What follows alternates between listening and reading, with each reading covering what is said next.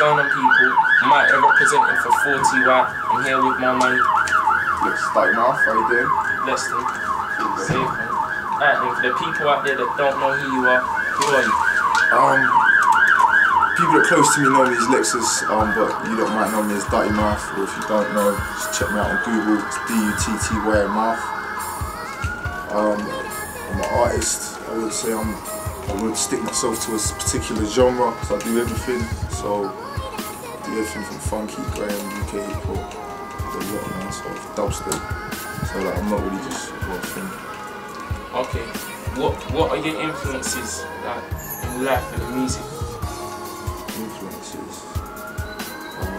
That's a question that gets asked a lot. I don't know if you're talking about other artists. I don't know. I grew up on very different sort of music. Probably wouldn't really be nothing like what I make.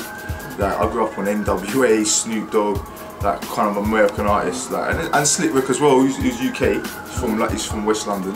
So yeah, so I grew up, but it was a different kind of thing over there. We didn't have a scene back then. Like there was nothing that Rodney P was doing something, but even he was chatting American. He wasn't chatting with it. The whole UK scene was in a completely different scene. Yeah, it wasn't a scene. It was just like bred in the American scene. If anything, it was mad. But yeah, I've watched it evolve from nothing to something. So it's been about years.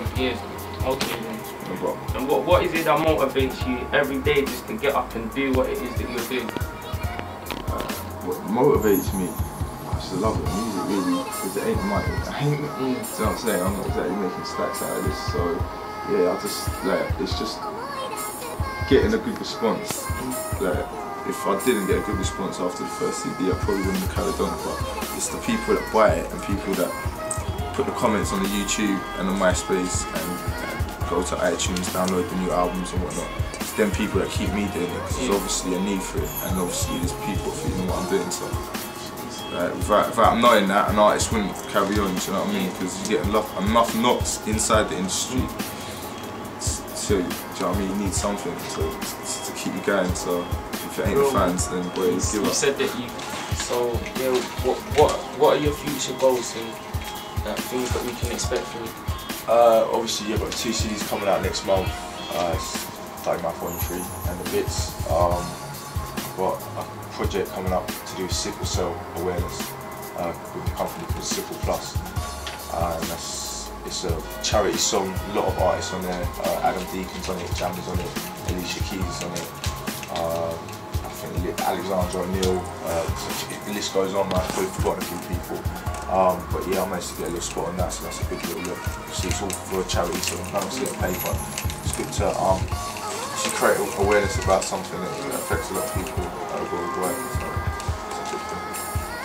Yeah, I've got a few projects coming up, a few videos coming out on Channel AKA, hopefully. Yeah, it's a few things.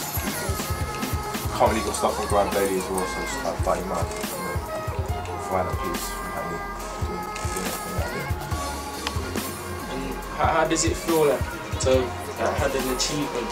Obviously, like with the achievements, as an underdog in the scene, you've achieved a lot. You moved a lot of CDs. Like you've worked with a lot of different artists. And you put in a lot of work. Like, how does it feel to have seen that work pay off? I wouldn't say it's fully paid off yet. I'm still hoping for it to pay off a lot more. I think the amount of time I put in, I'm due a lot more to come. But yeah, it's helped. Obviously, you get in what you put out. If you work hard, you get the rewards of it. You know, I've done everything myself. I haven't relied on anyone from, you know, to editing videos. I'm doing it myself now, from the production to mix downs to just everything, the mastering of tunes as well. I do that. And I had to go to college to learn how to do all that. I never had no one around me to just do that for me. So yeah, it does pay off in the end. It puts you in a better position. You don't have to rely on anyone else. But at the end of the day, sometimes you do need someone to come in and kind of take on a few roles. So it'd be good to have engineers around me and other people that can take on them roles rather than do it myself. But yeah, it's like with anything. You get what you put in. You know what I'm saying? If you treat this like a hobby and do it now and then you might not get all that you might be lucky. Some people get lucky, but the more hard work you put into this, the more respect, and not only that, people will show you love. If you go out there for years on end selling CDs, you will find that other artists in the industry will be willing to jump on your stuff because they've seen you put the work in. Do you know what I mean?